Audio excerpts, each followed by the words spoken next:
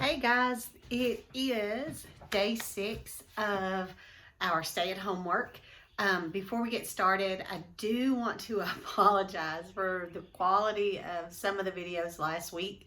When I played them back, you could only see this part of my face when I sat down in some of them. So trying to do better with that today. I've got the camera situated to where I can see the flip side of me, and so that's helping me kind of get an idea of where my spatial awareness is of my body.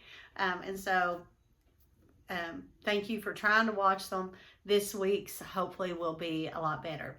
I'm also going to be labeling the YouTube videos a little more clearly. Last week being the first time I've ever done anything at all with video technology, as well as doing anything with YouTube and labeling. I didn't realize how important that would be, especially for those of you who were not going to the district website, trying to just look at what the assignments were and how they were listed. So they were just kind of a jumbled up mess. You could see me, but you didn't know the sequence of how to click on them. So it was a little kind of crazy trying to find the correct one. So this week's videos, and unless I tell you differently from this point on, they will be listed, such as an example would be Kim Dunn. I think you would have to look under Kim Dunn, and then it would be the Giver Day 6 stay-at-home work, the Giver Day 7 stay-at-home work, the Giver Day 8, and so forth. The only time that you would have two numbers, like yesterday I did all of 5th grade's reading and uploaded that. I didn't know how to pause the video, so I had to stop it, and then when I restarted it, it was like a brand new video. So that one is like Number the Stars Day 8, Number the Stars Day 8 Part 2. So worst case scenario, there might be a Part 2 on here, but I think I figured out there's a white button at the top of my phone. That's probably the pause button. So I think I got it figured out. Yesterday my husband needed lunch and came into the kitchen, so it kind of threw me off. So I think we got some of the housekeeping things taken care of. Still waiting for some of you all to get signed on to Google Classroom. This is my Friday. So if you don't get logged on by Sunday, or haven't got logged on by Sunday, your parent would have gotten a phone call. And so I need to see that work come up on Google Classroom so that I can get it scored, so I can make comments and you and I can have conversations back and forth, giving you the opportunity to fix mistakes before we get a final grade in there. The learning must continue. I keep saying that over and over and over again in some of these videos.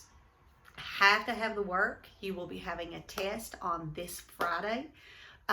It will be uploaded on Friday. You will have until Saturday to finish it, because just like in class, it's the same testing format. It will take roughly an hour to say an hour and 45 minutes to finish. So in class, a lot of times we have 2 days, but we only have 50-minute class periods.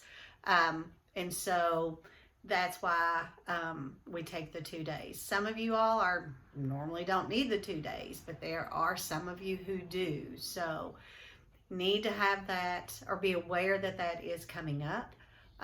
You need to be going over vocabulary, and if we look at our team talk this week, we know that it's primarily going to be creating those meaningful sentences. You guys have practiced those in the past. So you might want to spend a little bit of time as you finish with your questions to just pick a word. Pick a word a day and create a meaningful sentence. Keep in mind the rubric that we've used with that in the past, that it has to make sense. It needs more than one detail. And that's basically the guidelines. Did you use the word correctly? And does it make sense? And have you used multiple details to make your sentence meaningful. You know, I have a dog. Okay, you have a dog. Okay. I have a dog who plays outside. There's a detail. I have a dog that plays outside and I play with him. That would be 2 details. So when we're thinking about meaningful sentences, it's creating those additional pieces that go with that. So keep that in mind. If you're unsure if your sentence meets the criteria for that 100 on a meaningful sentence, shoot it to me. I'll look at it real quick and give you a quick score, tell you how it would score using the rubric from school. All right, so when we stopped on Friday, you guys were supposed to answer your questions and upload those questions 3 and 4 into the Google Classroom, and I'm having to look at my notes to kind of see where I stopped. So what we're going to do this morning, we're going to go over our end in mind rather quickly, and we're going to look at our vocabulary words, and I do have the right ones. I did one whole lesson with 5th grade yesterday, and I got about 3/4 of the way through the lesson, and I thought, I got the wrong vocabulary up. So I want to make sure it's the right one. So our end in mind, and I am going to take it down really quickly, because it is so hard to see back there. Our end in mind says, I will be able to draw conclusions about information presented in the story. So as we are going through our story, that's what our big idea is, our big skill of the week, and I call it our end in mind. We got to know where we're starting, or where we want to finish, to know where to start. So our end in mind is being able to draw conclusions about information presented in the story. Now, I will tell you that The Giver is kind of an odd book to read. It's got a weird vibe to it at the beginning. As some of you all are probably gathering, we talked about how it is a piece of science fiction, and we talked about what are examples of some of the things in this book thus far that are science fiction based. So that being said, drawing conclusions is really what we're thinking about, and we want to look at our vocabulary kind of quickly, and then we're going to get right into checking questions and looking at our story. We have supplementary, which is additional. We have adequately is enough. Some of you answered adequately on your questions that you submitted, but then what I ended up having to do was you gave just enough information to get that 80, but 80s are not good enough when it's small details that you can tweak and change. So some of your answers were adequately submitted to me as far as scoring. Affectionately is done compassionately. I'm going to sit down here. I'm in the way. We have bewildered or confused. Some of you all were bewildered on question 2, that even though it wasn't one that we had to upload, you were struggling with what exactly do they want with that. Nondescript is regular or normal. Contribute is add to or give. So once you have sent those to me, I am going to contribute to you what I think you could add to strengthen it. So if you had a 90, a score, a lot of times what I did was I went back through there and I was like, okay, if you had added this small piece, then that would have easily bumped it up to a 100. Just like we do in class when you guys are doing scoring with your rubrics, and we're answering out loud. And then I would allow you to add that answer to your reading journals. Summoned is called forth. And I'm sure that quite a few all have been summoned to your parents over this time off for things as maybe just as simple as chores. Come get your shoes up out of the floor. I've told you 10 times to pick this Lego set up or whatever it is. I know right now that I have summoned Sophia this morning to come and clean off the hallway bench that I've asked her 4 times to do, and it's yet to be done, so that she could get it all picked up as per requested numerous times. Progressed is moved forward. So our lesson is going to progress at this point. The ED is telling us that it was done in the past tense. So our lesson progressed on Thursday, moving into questions that needed to be completed. Summoned means it's the same thing. It's past tense with that ED. It's already happened. I summoned Sophia to come and do that for me. So if I summon you, that means I'm doing it right now. That you are in a place where it can happen at this moment. So the EDs are always telling us that it's past tense here. All right, so we want to take out our team talk. And I'm on day 2, so if you don't mind, I'd like you to get there also. You need to have your questions and answers out and a pencil. Oh, I have a pencil too because I'm making notes as well. Trying to keep up with 15 different lessons a week and 3 different books is kind of hard for me at home. I don't have all my tools that I have in the classroom, so I'm having to make do. So I'm kind of rambling, giving you a minute to get your stuff together and get a drink of water.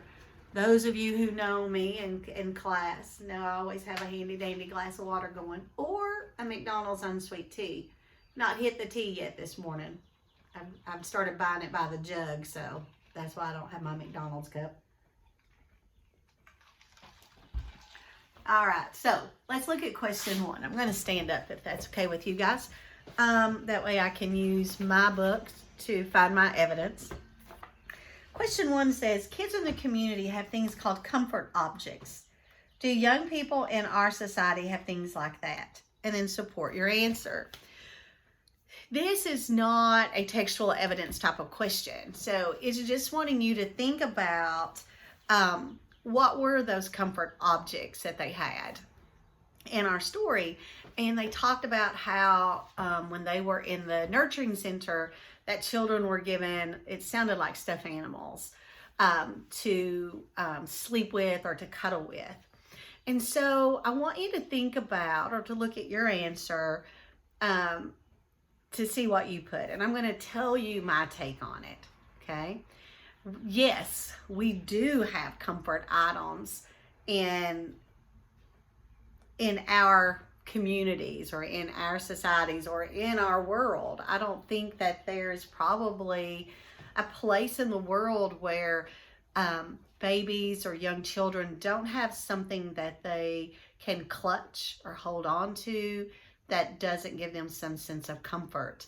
So let's think of what some of those objects could be. Think about a baby. What's something that sometimes babies will cry for and their parents are quick to give it to them and it goes in their mouth? It's a passy or a pacifier. And so a lot of times babies need that sucking motion, and that will soothe and to calm them. Some little kids need a blanket, and they carry that blanket with them everywhere. My daughter Sophia is 17, going to be 18 in a couple of months. And she has a blanket that I brought her home from the hospital with. And she has slept with that blanket every night of, oh my gosh, I won't say of her life, but since she was a toddler, she has slept with that always. It is so tattered and the edges are just fraying and becoming threadbare. But that is her comfort object. Some kids have a special pillow they can't sleep without, even adults, or stuffed animals. So we do have comfort objects. But unlike our story, we decide when we're done with that comfort object. Now, a pacifier, sometimes parents decide that, and little kids struggle with that, and there's some tears involved with that, taking or removing away that comfort object.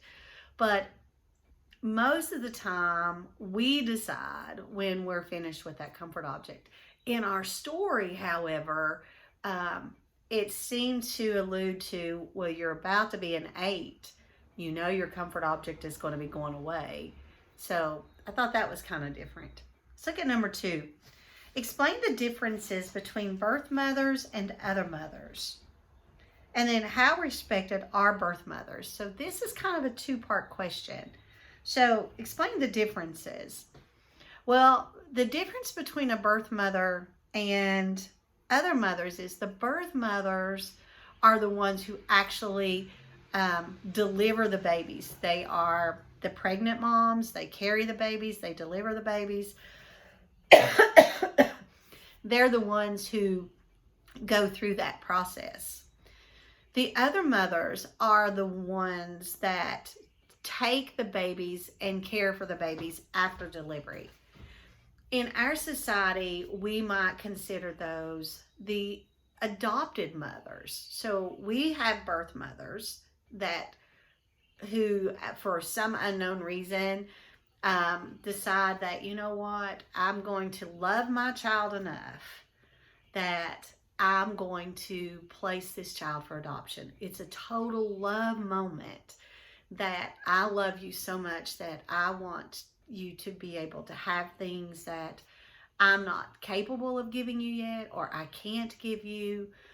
And then they are giving you to another mother. And that's kind of what this scenario is like. Doesn't mention anything about adoption, though.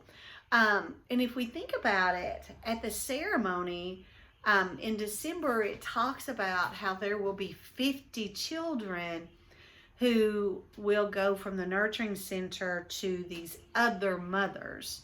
So there's a big difference. Birth mothers give birth to the babies. The other mothers are the ones who raise the babies. The second part of that question says, how respected are birth mothers? Well, if we go to page 27, on page 27, where Lily says, I hope I get assigned to be a birth mother. And the very next line, it goes, Lily, Mother spoke very sharply. Don't say that. There's very little honor in that assignment. So that's telling us that a birth mother in this community is not thought of someone with respect, because she spoke to her sharply and then made the statement that there's very little honor in that assignment. So if there's little honor in it, that's telling us that it's not a respected piece of work that it's called. Now, 3 and 4 is what had to be uploaded. So they are, especially they're what we would consider our most important questions. What happens if a child breaks a minor rule in the community, and describe whether it is a successful punishment? Not everybody has posted their answers as of yet, but I will tell you that those who have, they've been dead on. They've been really good answers. So here we go. What happens in the community if a child breaks a minor rule is that they do not call the child out. They just make an announcement stating the behavior that was witnessed and then a correction that is needed.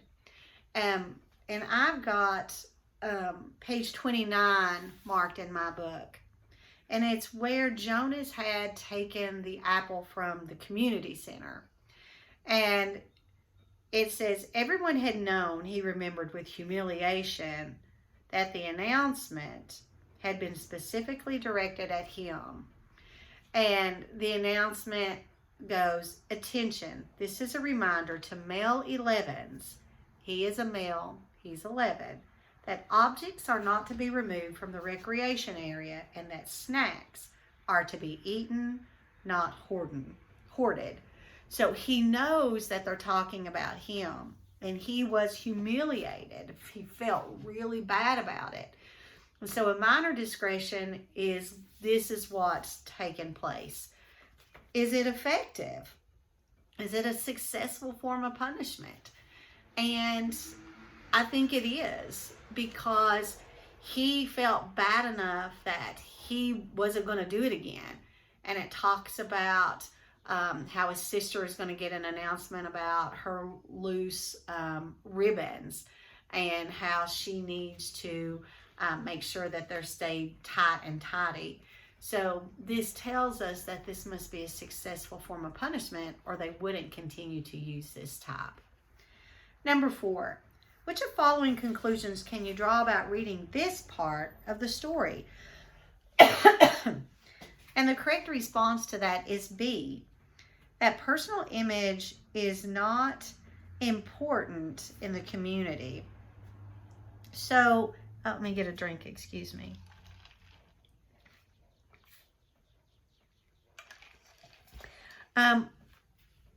If I look at this piece or this question, there's 2 things that stand out to me that support it. One is that they very rarely look in mirrors. So if appearance is important to you, you're checking yourself out all the time. You're like, is my hair good? Is my makeup on point? What's my clothes look like? You're concerned about it. You're looking in a mirror, you're looking at yourself. Our reading tells us that there are very few mirrors in the community at all. The other thing that stands out is that there is an effort to me to make sure that everyone kind of looks the same. The idea that his sister Lily called out the color of his eyes with the new baby Gabe's eyes, and how it made him feel uncomfortable to have that notice put on him, also shows us that appearance is not really something that you talk about. You don't talk about people's individuality in that type of manner. So Jonas does not like this attention that she's calling about on him at all. All right, so we've got through our questions. Now we want to go to page 26. And let me get another drink of water. All right, so page 26. Oh, I'm sorry. It's not 26. It's chapter 4, page 33.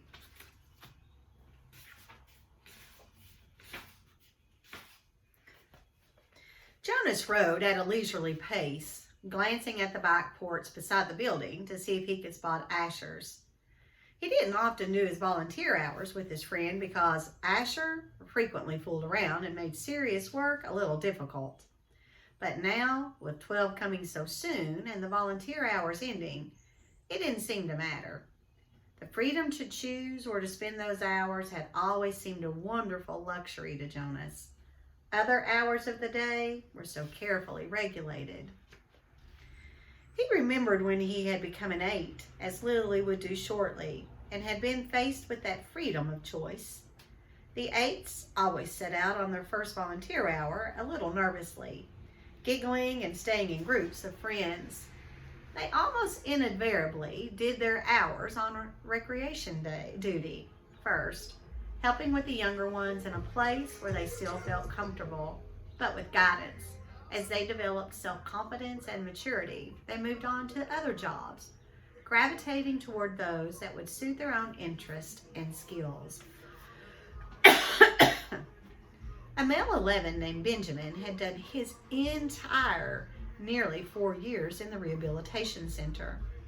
Working with citizens who had been injured, it was rumored that he was as skilled now as the rehabilitation directors themselves, and that he had even developed some machines and methods to hasten rehabilitation. There was no doubt that Benjamin would receive his assignment to that field and would probably be permitted to bypass most of the training. Jonas was impressed by the things Benjamin had achieved. He knew him, of course, since they had always been group mates, but they had never talked about the boy's accomplishments, because such a conversation would have been awkward for Benjamin, and there was never any comfortable way to mention or discuss one's success without breaking the rule against bragging, even if one didn't mean to. It was a minor rule, rather like rudeness, punishable only by gentle chastisement, but still, better to steer clear of an occasion governed by a rule which would be so easy to break. Give me just a second. I think what's causing this coughing is I am right underneath or right over top of a plug-in, a fragrant plug-in. So let's see if that helps me. Excuse me. Top of 35. The area of dwellings behind him, Jonas rode past the community structures, hoping to spot Asher's bicycle parked beside one of the small factories or office buildings. He passed the child care center where Lily stayed after school and the play area surrounding it. He rode through the central plaza and the large auditorium where public meetings were held. And Jonas slowed and looked at the name tags on the bicycles lined up outside the nurturing center. Then he checked those outside food distribution. It was always fun to help with the deliveries, and he hoped he would find his friends there so that they could go together on their daily rounds, carrying the cartons of supplies into the dwellings of the community. But he finally found Asher's bicycle, leaning as usual, instead of upright in its port, as it should have been, at the house of the old. There was only one other child's bicycle there, that of a female 11 named Fiona. Jonas liked Fiona. She was a good student, quiet and polite, but she had a sense of fun as well, and it didn't surprise him that she was working with Asher today. He parked his bicycle neatly in the port beside theirs and entered the building. "Hello, Jonas," the attendant at the front desk said. She handed him the sign-up sheet and stamped her own official seal beside his signature. All of his volunteer hours would be carefully tabulated at the Hall of Open Records. Once long ago, it was whispered among the children, and 11 had arrived at the ceremony of 12, only to hear a public announcement that he had not completed the required number of volunteer hours and would not, therefore, be given his assignment.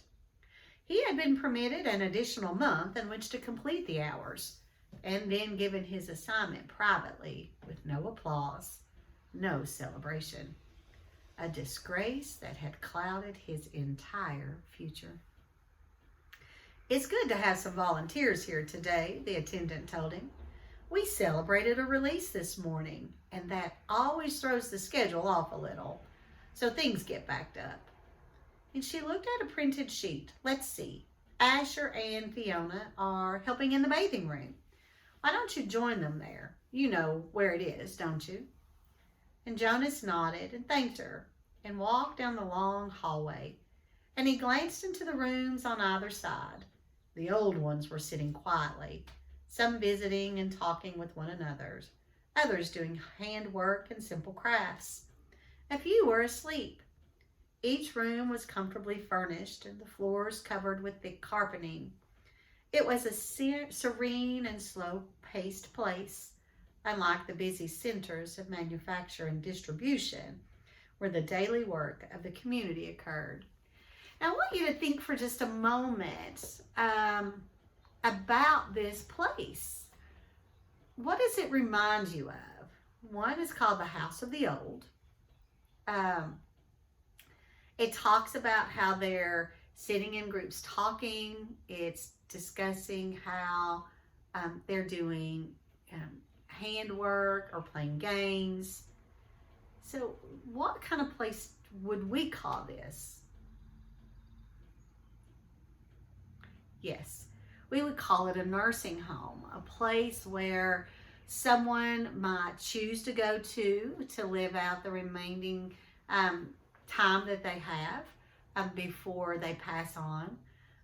Or it might be a place, a nursing home also sometimes can be for people who require a level of skill of care that their families can't do for them at home. So it is a place where they go and their families still come to see them and to visit them, but it's just they require a little additional help.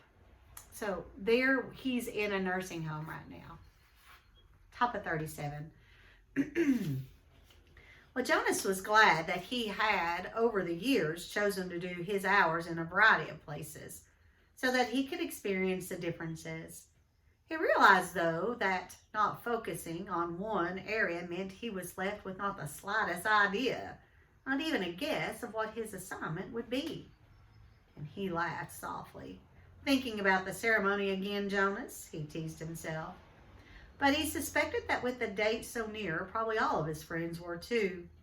He passed the caretaker walking slowly with one of the old in the hall. "Hello, Jonas," the young, uniformed man said, smiling pleasantly. And the woman beside him, whose arm he held, was hunched over as she shuffled along in her soft slippers. She looked toward Jonas and smiled, but her dark eyes were clouded and blank, and he realized that she was blind. Well, he entered the bathing room with its warm, moist air and scent of cleansing lotions, and he removed his tunic and hung it carefully on a wall hook and put on the volunteer smock that was folded on a shelf. "Hi, Jonas," Asher called from the corner where he was kneeling beside a tub. Jonas saw Fiona nearby at a different tub, and she looked up and smiled at him. But she was busy gently washing a man who lay in the warm water. And Jonas greeted them and the caretaking attendant at work nearby. Then he went to the row of padded lounging chairs where others of the old were waiting. He had worked here before and he knew what to do. "Your turn, Larissa," he said, reading the name tag on the woman's robe. "I'll just start the water and then help you up." He pressed the button on a nearby empty tub and watched as the warm water flowed in through the many small openings on the sides. The tub would be filled in a minute and the water flow would stop automatically. And so he helped the woman from the chair and led her to the tub and removed her robe and steadied her with his hand on her arm as she stepped in and lowered herself. She leaned back and sighed with pleasure, her head on a soft cushioned headrest. "Comfortable?" he asked, and she nodded, her eyes closed. And Jonas squeezed cleansing lotion into the clean sponge at the edge of the tub and began to wash her frail body. Last night, he had watched as his father bathed the new child. This was much the same. The fragile skin, the soothing water, the gentle motion of his hands slippery with soap. The relaxed, peaceful smile on the woman's face reminded him of Gabriel being bathed. And the nakedness, too. It was against the rule for children or adults to look at another's nakedness, but the rule did not apply to new children or the old, and Jonas was glad. It was a nuisance to keep oneself covered while changing for games, and the required apology if one had by mistake glimpsed another's body was always awkward. He couldn't see why it was necessary. He liked the feeling of safety here in this warm and quiet room. He liked the expression of trust on the woman's face as she lay in the water, unprotected, exposed, and free. From the corner of his eye, he could see his friend Fiona help the old man from the tub and tenderly pat his thin, naked body dry with an absorbent cloth. And then she helped him into his robe. Jonas thought Larissa had drifted into sleep, as the old often did, and he was careful to keep his motion steady and gentle so he wouldn't wake her. He was surprised when she spoke, her eyes still closed. "This morning, we celebrated the release of Roberto," she told him. "It was wonderful." "I knew Roberto," Jonas said. "I helped with his feeding the last time I was here, just a few weeks ago. He was a very interesting man." And Larissa opened her eyes happily. "They told his whole life. Before they released him," she said. "They always do, but to be honest," she whispered with a mischievous look, "some of the tellings are a little boring. I've even seen some of the old fall asleep during tellings. When they released Edna recently, did you know Edna?" And Jonas shook his head. He couldn't recall anyone named Edna.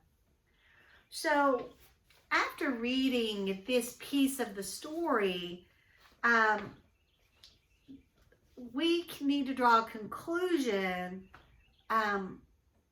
about this death. And I'm assuming that a release is death. In our community or our society, death is something that is unpleasant to think about. But does this community seem to view death in that same mindset? Does she seem upset about Roberto's release? No, she doesn't. Nor does she seem upset about Edna's release. So if we think about it, we could say, does the community deal with death well?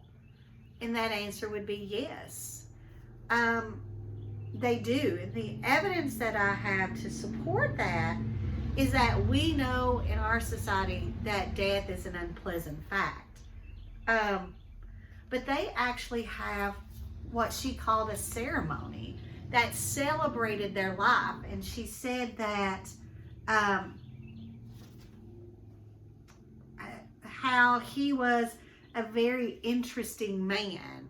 And so they're telling stories. Excuse me, I'm just sneezing and itching. It has to be that air freshener.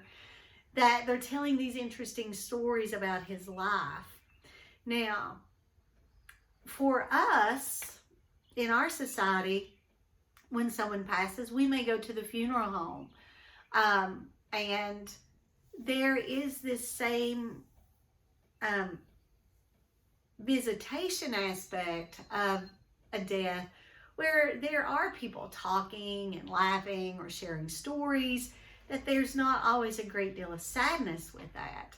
So that could be maybe similar, but at the actual funeral itself, especially in southeastern Kentucky, where we live as a society here, our community, the funeral itself is dealt with a lot of sadness.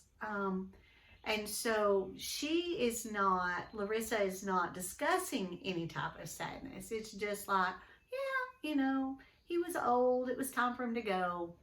That kind of thing. All right, so we've been going close to 40 minutes, and we're going to stop here today. The reading is all we're doing today. Tomorrow we will pick up where we are stopping here. We will break down our questions, and then I will tell you which 2 you're going to upload for me tomorrow. So you're not going to be doing all 4 in your journals tomorrow. You're going to put 2 in your journal, and you're going to upload 2. And so that being said, we're going to stop here. I'm going to try to get through 5 days worth of videos today, and we'll see what happens. All right, see you in a minute.